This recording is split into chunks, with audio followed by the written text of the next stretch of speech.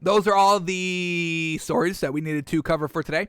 So let's head over and continue with our NFL refresher. We've got to continue on with the Saints, and then we'll start a new team today if we have time in the show. So let's kind of recap what we said in our Saints refresher part 1 yesterday on the show. Basically, we just looked at Taysom Hill and Jameis Winston. That was really all we got to.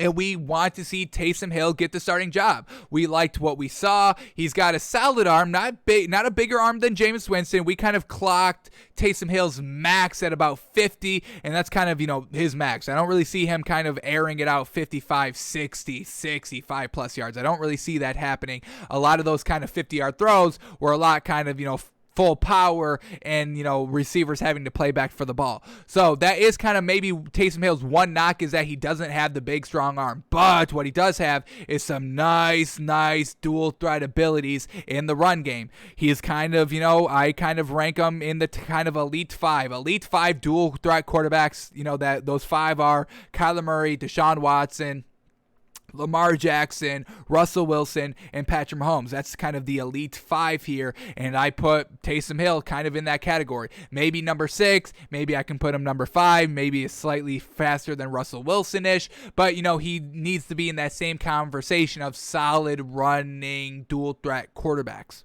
So that's what we loved, and we know that he can kind of make all the throws. He was making some real great reads, real great kind of finesse on the throw, fitting it into some tight windows in the zone on tight man coverage. He was really making all the throws. It's just he doesn't have a big deep ball. That's fine.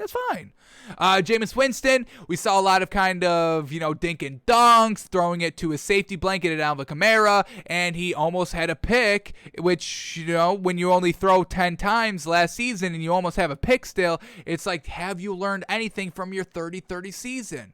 So we just didn't like what we saw from Jameis Winston. So as we progress in this kind of Saints team refresher, getting everything right and on the same page for the 2021 season, we are going to be going ahead with Taysom Hill as a starting quarterback, predicting that he will win the starting job here in training camp. So when we kind of talk through the schedule and all that, we are going to be having Taysom Hill as the number 1 quarterback. All right, but let's start talking about what this Saints team has done last season. What did they do last year? Kind of refresh everybody on that. So they went 12-4 with Drew Brees. Taysom Hill got some starts. Jameis Winston got in there for a couple of throws, and they go 12-4 last season. They make it to the divisional round of the playoffs, but they go to the Bucs, and I believe that Drew Brees throws 2 interceptions in this game. 2 or 3. What do we got? Really unfortunate. He threw 3 interceptions. How unfortunate. And Tom Brady takes advantage, and they win the game because of that. So Drew Brees kind of being, at the end of his career a little bit banged up throughout the entire season truly hurts this Saints team when it comes to the playoffs. Now, they did beat the Bears in the wild card round. Fantastic. Beating the MVP. Never easy to do. So the Saints go 12-4. Let's go to their schedule just to see, were they beating the good teams? Was this still a good team for the Saints last year, or were they just beating, bottom of the barrel teams? They just had an easy schedule. So here we go. These are the teams that they beat. They beat the Bucs week 1. Fantastic. They are in the same division, so they faced twice, and we know the Bucs weren't the best at the beginning. But they beat the Bucs. They lost to the Raiders and the Packers. Now, that's real interesting, kind of high explosive offense, and they kind of got outscored there. They lost to the Raiders 34-24, giving up 34 points defensively. That's never great. And then they gave up 37 points to the Packers. So this defense of the Saints is still a little questionable early on in the season. We'll see if it gets a little bit better and cleans itself up a little bit. But 2 straight losses right there, 1 and 2 throughout the first 3 weeks, but then they go on this big winning stretch. They beat the Chargers, the Panthers, the Bears, the Bucs again, the 49ers, the Falcons, the Broncos, and the Falcons. So when we're looking at all these big wins here, nothing really great. You beat the Chargers in overtime. You beat the Bears in overtime. Once again, that's nothing great. You beat the 49ers. What was the quarterback situation looking like here? Week 10. Quarterback was Nick Mullins. So you beat, a Jimmy G-less 49ers team, nothing really great there. You beat the Falcons, and the Falcons have just been this kind of iffy team. Stats on paper, they're real solid, but when you just watch them, we were never impressed by this Falcons team last year. We bet on this Falcons team a lot, hoping it would come through, and it just never did, unfortunately. But, statistically, it does seem like they all had good seasons. So this Falcons team, I don't think they're as good as a lot of people were thinking they were last season. So I'm not really going to count that as a real quality great win. Then you go and blow out the Broncos 31-3. Congratulations, you beat Drew Lock. Was Drew Lock playing this game, or was this one of the games that he didn't play? He wasn't playing. They literally had Kendall Hinton, who be their quarterback, who threw 9 times. Was this kind of? I think this was the COVID game. If I'm remembering correctly, this was a game where Drew Lock contracted COVID, and it was real last minute, and they were basically just rushing the ball for the entire game.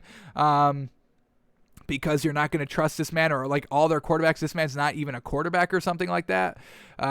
He's a wide receiver. Kendall Hinton, who played quarterback, was the wide receiver. So we can't even count that as a quality win, folks, because all the quarterback room had COVID and couldn't play. So they had to move a wide receiver to the quarterback spot, but you're not going to have a wide receiver throw the ball, 20 plus times a game. You throw it 9 times a game because you have to, because everyone's just expecting the run, and you get absolutely obliterated. So can't count that as a quality win. Then you go and beat the Falcons again. They're in your division, so I guess I will count it as a decent quality win. But overall, it's not that hard of a competition. Then they lose to the Eagles late in the year, a little bit of a step back there. They lose to the Chiefs, so once again, back-to-back losses. And then they go out and win the last 2 games of the year against the Vikings and the Panthers. So overall, this team was not facing any real good teams. So their 12-4 record, it's to be expected, facing not really great teams throughout. You lost against the teams you probably should have lost to, the Chiefs, the Packers, and even kind of the Raiders, because they have an explosive offense. And then you beat the not great teams, the Panthers, the Bears, the Panthers again, the Vikings, the Falcons twice, the 49ers, kind of early in the season Bucks when they really weren't that great. That Bucks team wasn't anything special. I mean, they didn't have, a great season. I think they won like 10 games. And they didn't really hit their stride until the end of the season. So, facing the Bucks twice in the first 9 weeks, it's like, yeah, it's all right wins, but it's not like this is Super Bowl Bucks team that you beat. You lost to them in the playoffs, the second round, after you beat them twice. So it's like this Saints team still wasn't that greatest with Drew Brees last season. So, yeah, they had a nice, impressive 12-4 record, but overall, the schedule was a little easy on them. Now, let's go to what the Saints were just doing offensively and defensively compared to all the other teams. So here we go. The Saints last year in offense, they were ranked number 5 in offense, folks. Real solid. They put up 6,000 yards, which the average was 5,700, so 300 yards above average. That's pretty solid. Points, they put up 482 points. The average was 396, so about 100 more points on average. That's fantastic. They were scoring the ball well. Passing for 4,800, or no, that was the Chiefs. They passed for 3,700 yards, which was 100 yards below the average. Once again, Drew Brees really not being at his true peak. He missed a lot of games. He was always banged, always knocked around a little bit, banged up. So the passing game wasn't the best. The rushing game, they rushed for 2,200 yards, and I think, that's about close to about second highest. They were really kind of solid there, rushing the ball for 1,900 yards. Once again, 300 yards above average. 1,900 yards was the average. They rushed for 2,200. Alvin Kamara kind of getting it done there in that regard. So overall, the Saints' offense was real solid, but they just lost Drew Brees. They lost Emmanuel Sanders. We're without Michael Thomas for the first 7 weeks of the year. So we can expect this offensive production. We've got new quarterbacks coming in. So we can expect this offense to really come down kind of heavily. It was a top 5 offense last season. We can kind of expect it to come down a kind of a lot here. So when we walk through the schedule, we have to kind of keep that in mind. All right, now let's go to their defense. How good was this team's Saints defense? So here we go. The Saints, top 5 in defense. Wow, real great team. And they, made it to the second round of the playoffs. Unfortunately, Drew Brees throwing those 3 picks, letting the team down. All righty. So the Saints only gave up 337 points, solid on the defensive end of the ball, where the average was 396. So well below the average, 60 points less than the average. That's fantastic. They gave up 4,900 yards, which is well below the average of 5,700. Jeez Louise, that is a lockdown defense. That's about 800 yards less than the average, folks. That's absolutely fantastic. All right, they gave up 3,400 passing yards, which is 400 yards below the average of 3,800, and they gave up 1,500 rushing yards, which is 400 yards below the average at 1,900. So kind of an elite defense out here, and we'll see what they lost on the defensive side of the ball. But if they're returning everybody from defense, we can rely on this defense to get it done. That's fantastic. So real great offense last season, top 5 offense, top 5 defense. Now let's take a look at what the Saints lost and gained this offseason. Alrighty, so they get Jameis Winston back. They sign their tackle back, James Hurst. They sign the safety, Marcus Williams. So solid defense still there. Now they lost a linebacker, Alex Anzalone. They lost tight end Jared Cook, so once again, that's definitely going to hurt them a little bit. They hurt Sheldon Rankins, a defensive interior lineman, and they lose Trey Hendrickson, off an edge rusher. So once again, the defense getting a little bit lighter than it was. Where else do I got to see here? All right. So they lose those key players. They did sign an edge rusher in the draft, Peyton Turner, but then they lose, like we said, they lose Drew Brees. They lose Emmanuel Sanders, Jared Cook, Josh Hill, another tight end. So that offense is taking a little bit of a hit there. That's some big names. That's a great tight end that you're losing. That's a real great number 2 wide receiver that you're losing. And obviously you're losing an A1 tier 1 quarterback in Drew Brees. Then on the defensive end of the ball, like we said, Trey Hendrickson, Malcolm Brown, Sheldon Rankins, and cornerback Janoris Jenkins. So once again, that top 5 defense, losing an edge rusher, which we know is truly important, losing a lockdown corner in Janoris Jenkins. Let's go to our favorite website here, playerprofile.com, to see what Janoris Jenkins was doing last season for this Saints team. Was he locking down everybody, tier 1 wide receivers in this league? So let's see how he was doing. Missed a couple of games, week 4 through 6 he missed, but everything else seemed to be solid there. So here we go. Henry Ruggs, he gave up 3 of 6 for 29 yards. When I say 3 of 6, it's 3 receptions on blank targets. So 3 of 6, 3 receptions on 6 targets. So against Henry Ruggs, 3 of 6 for 29 yards, and he had a pass breakup. That's a real great lockdown right there. Marquez Valdes-Scantling for the Green Bay Packers, 4 of 7 for 20 yards. That's a great lockup. Robbie Anderson, 0 of 1 for 0 yards. Fantastic. He got killed by Darnell Mooney, 6 of 6 for 78 yards. Absolutely killed there. Against Antonio Brown, 3 of 6 for 33 yards and a pass breakup. Real great there.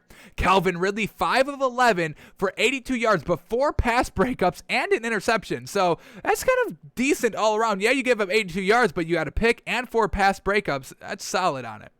Tim Patrick of the Broncos, 0 of 3 for 0 yards and a pick. Fantastic. Jalen Reagor from the Philadelphia Eagles, 4 of 6 for 69 yards and a pass breakup. That's And then Adam Thielen, 8 of 9 for 94 yards and 1 pass breakup. That's a little bit of a burn as well. So overall, he was kind of doing solid out there. That's a solid corner that they are going to be losing. Had a lot of great lockdowns, got burned by a couple of people, but overall solid lockdowns throughout the entire year. Only gave up 1 100-yard gain. That's real gosh dang good. So they are going to truly be missing Janoris Jenkins, who helped them be in a top 5 defense last season. All right, let's look at their draft really quickly. What do they do in the draft here? Really got to kind of shore up that defense. Really want to see them shore up their defense in the draft. So let's take a quick little refreshing look at what the Saints did in the draft. So the first one, they go and get that edge rusher in Peyton Turner. First round pick, number 28, getting the edge rusher. Then they go and get Pete Werner in the second round, an Ohio State linebacker. So shoring up the defense. They go and get a Stanford cornerback in the 3rd round, Paulson Adebo, a cornerback, fantastic. Then they go and get a quarterback in the 4th round, an offensive tackle in the 6th round, and then a wide receiver in the 7th round, Kawan Baker, who is 6'1", real solid height. But the first 3 picks right there, first 3 rounds, they go and shore up that defense for some pieces that left, a corner, an edge rusher, and they go and fill that in the draft. So they are going to need kind of instant rookie production here from their defensive backs and their edge rushers. Let's take a look at what the Saints offensive line was looking like. So we're kind of taking PFF, Pro Football Focus. We're kind of taking their final offensive 2020 offensive line rankings. We're kind of just using that as a gauge of how we feel they're going to be able to kind of run the ball and what their offensive line is looking like this season. So let's see where the Saints ranked at the final offensive line rankings of last season. Not number 1. 1 was the Browns, 2 was the Packers, 3 was the Rams, 4 was the Patriots, 5 was the Bucks, 6 was Washington, 7 was the Colts, and then we have the 8th best offensive line as the New Orleans Saints. Let's quickly read what they had to say about them in this quick little 2-paragraph write-up. So here we go. The Saints have a strong claim to owning the best tackle duo in the NFL, Teron Armstead at left tackle and Ryan Ramczyk at right tackle are both forces in the run game as well in the pass protection.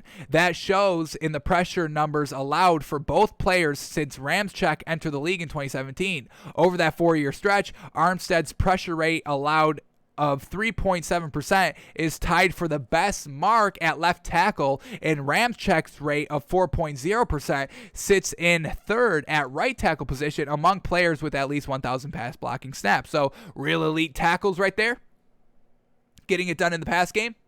Last paragraph here. Those two are having another strong year on the outside for the Saints, but the reason they aren't higher on this list is the play that they've got from their guards in 2020.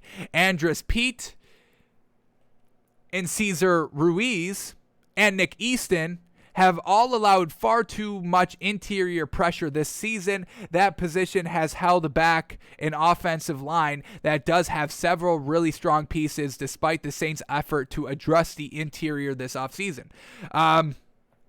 So they did go out and try to draft that offensive guard right there. Well, here, was it the guard? What did they get? An offensive tackle. Maybe they switch him around in the 6th round. But let's quickly take a look at the Saints depth chart to see if those 2 tackles are still here. We got Armstead and Ramczyk. So the tackles are still going to get there. So the pass blocking game should still be real solid. The running game should still be real solid. They were able to be real solid in the run game. When we look at what they were doing rushing yards compared to the rest of the league, what do we say? It was like 200 yards above average. Saints rushing, they had 2,200 yards rushing, and the 1,900 yards was the average. So about 300 yards extra rushing above average. So that offensive line should still be able to hold up a little bit since they are kind of returning all the main pieces that were the best offensive line pieces for the Saints last season. So that's definitely going to help them out a little bit. Is that it? Alrighty.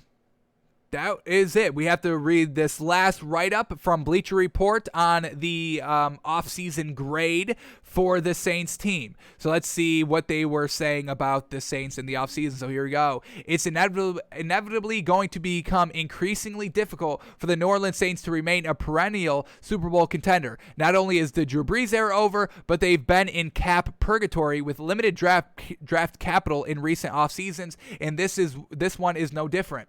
At least they brought back Winston to compete with Taysom Hill, and at least they somehow found a way to tag the underrated Williams, but Cook and Hendrickson won't be easy to replace at tight ends. And they're also down to 2 veteran defensive tackles as well as Jenkins in the secondary. Losing Brees isn't on them, but years of mortgaging the future to make Super Bowl runs has left the team in a tough spot now that he's retired. Factor in that Turner looks like a tremendous reach late in round 1, and that the rest of their 2021 draft class doesn't look like it'll make much of a difference right off the bat, and that's something that we need to be seen since they lost all those defensive players, so that's not great.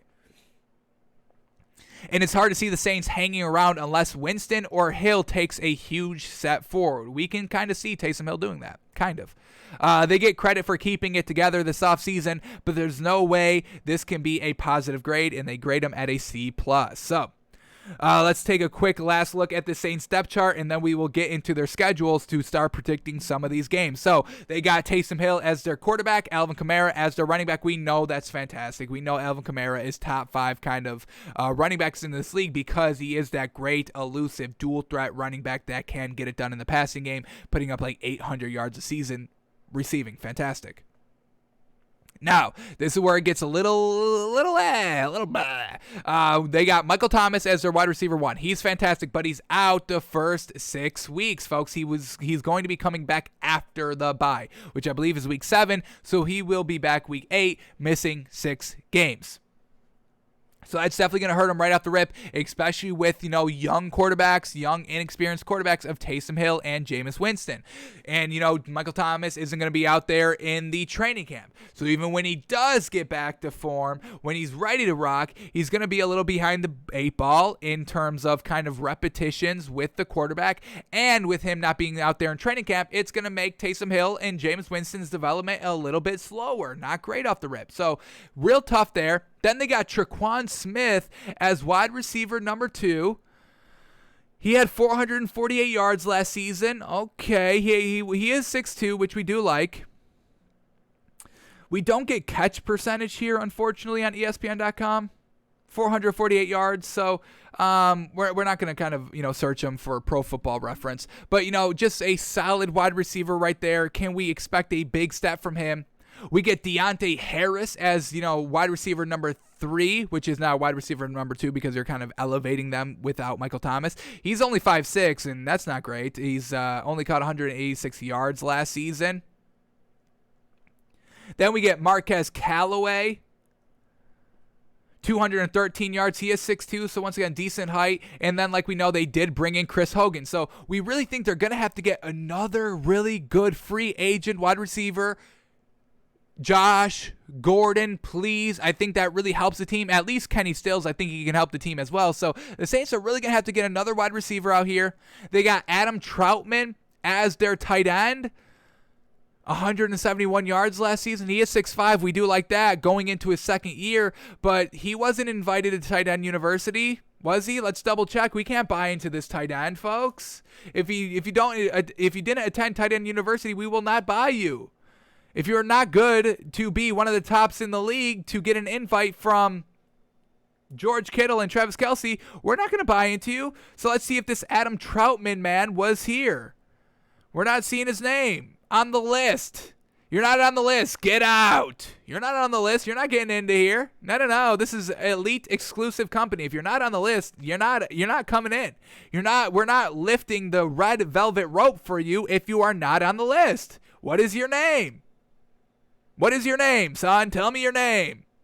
Adam Troutman? No, you're not on this damn list. We don't even know who the hell you are. Get out of here. This man, Adam Troutman, wanted to get in. The bouncers all laugh at him. So we can't get behind the tight end. We really can't get behind any of the wide receivers. The quarterback we believe is going to be solid, but once again, we're talking about, not elite company right here of Jameis Winston and Taysom Hill. Alvin Kamara is obviously the best thing about this team. Now we look at their defense. They got Cameron Jordan, who's very, very good, one of the best edge rushers in the game. Marcus Davenport's real solid as well. What did he do last season?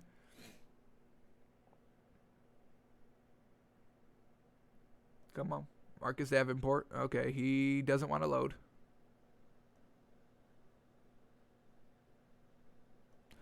All right, Marcus Davenport stats doesn't want to load. Okay. What else we get? Malcolm Jenkins, you still have him at the safety position. Marshawn Lattimore. Let's quickly take a little bit of a look at what he was doing in the player profile now that he's kind of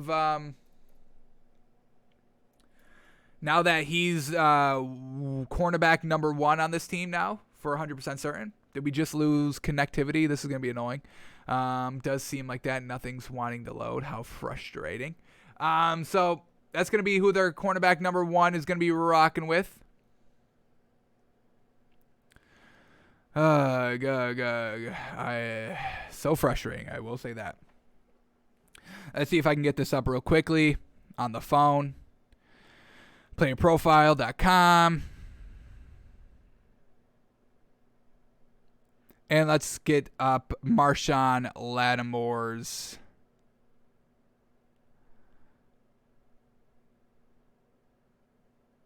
stats last season. So we can see what he was doing. Was he getting it done defensively, locking it down against the A1 Tier 1 wide receivers in this league?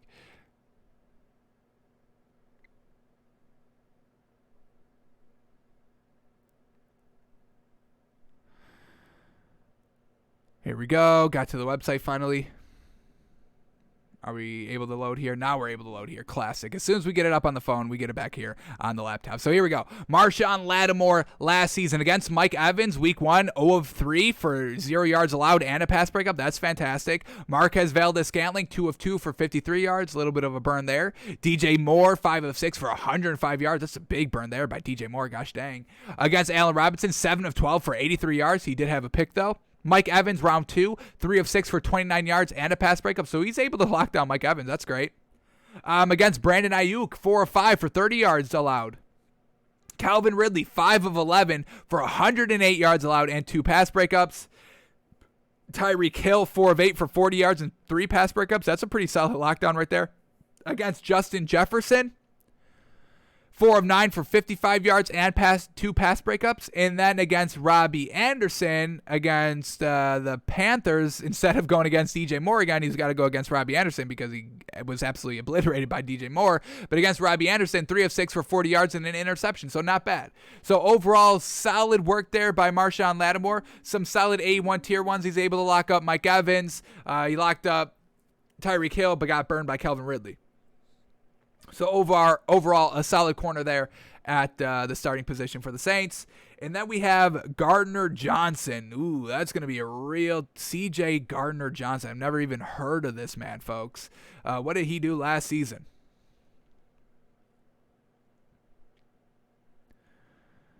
All right, they don't want to bring him up. Let's go to C.J.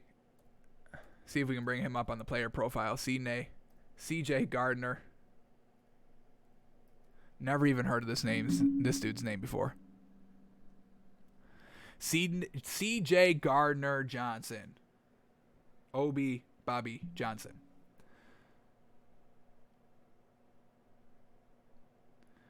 Okay. Let's see. We gotta freaking get back here. Technical difficulties. You hate them.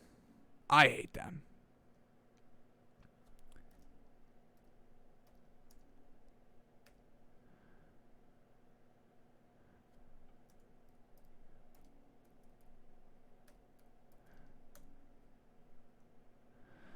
All right, we're just gonna go to the schedule now. I think we're not. We're kind of fading here on our internet capabilities for some reason.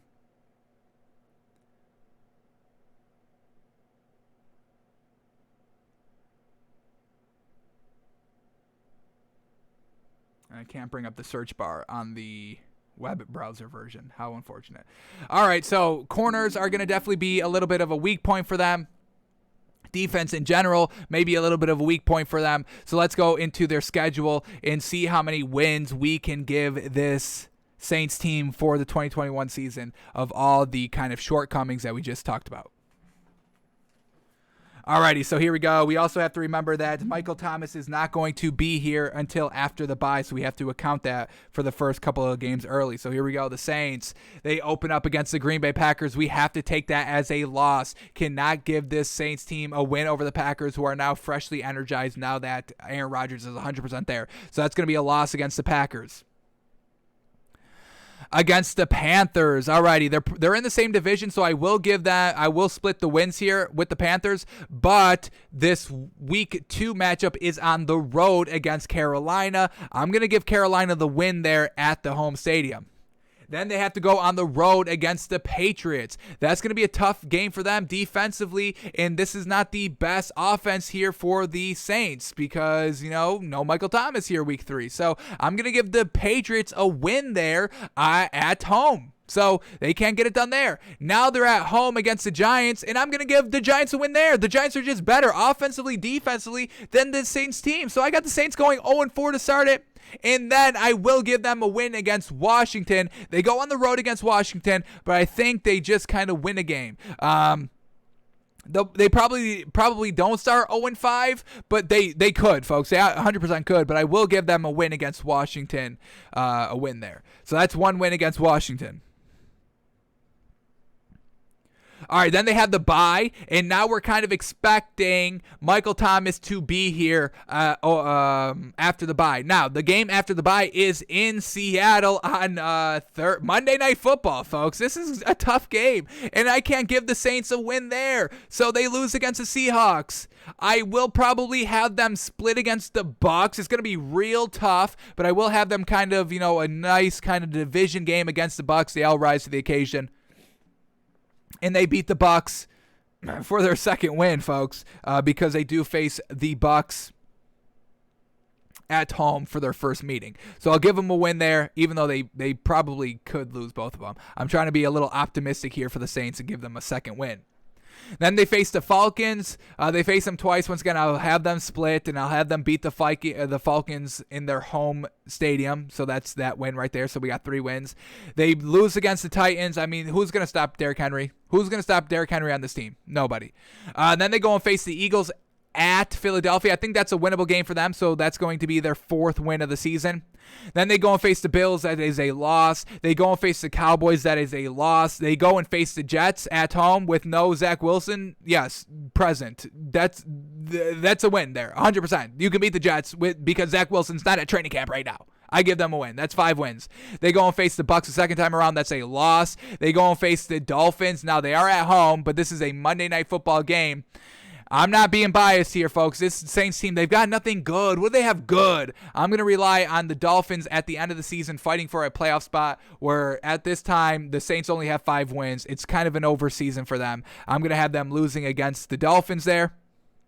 Then they face the Panthers at home. We'll give them a win. That's 6. And then they go on the road. The last game against the Falcons, I have them losing. So I really have them going 6-12, folks. This is not going to be a good season for this Falcons team, or for this Saints team. They do have a lot of tough opponents to go over, to face, compared to what their roster is right now. The Packers, the Packers, the Patriots, the Giants, the Seahawks, the Bucs twice, the Titans, the Bills, the Cowboys, the Dolphins. I mean, this is real tough opponents throughout. The easiest opponents they have are the Jets, trash.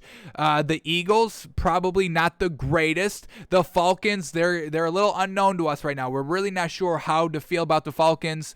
Probably will split, but this is a real tough year, a real tough schedule for the Saints, way tougher than it was last season, and now they don't have Drew Brees or a shutdown corner and not Michael Thomas for the first 7 games. So let's go back to our list here, and we've got the New Orleans Saints. We have them going 6-12 or 6-11. There's 17 games played. 6-11. 6-11 this year. And I really can't give them an extra win. I can't give them going 7-10. I can't have them going 8-9. There's just nothing to really love about this team. Now, if Taysom Hill has a great year, then that's what we're talking about. But at the end of the day, these receivers, a little lackluster. So the Saints are going to have to do something at the receiver position if we want to truly buy this offense. And then we still have to worry about the defense a little bit. So Saints are going to go 6-11. And now we have to compare that to the Broncos, and we have the Broncos above the Saints here of the overall, just because the Broncos we can buy a lot into. They've got the pieces everywhere. The quarterback should be just kind of game manager material, where the Saints, we just don't even have the weapons. We expect the quarterback to be game manager material, but we just don't have the weapons for the entire season. So Saints going 6-11, not a good year 1 without Drew Brees. Alrighty, folks, that is going to do it for us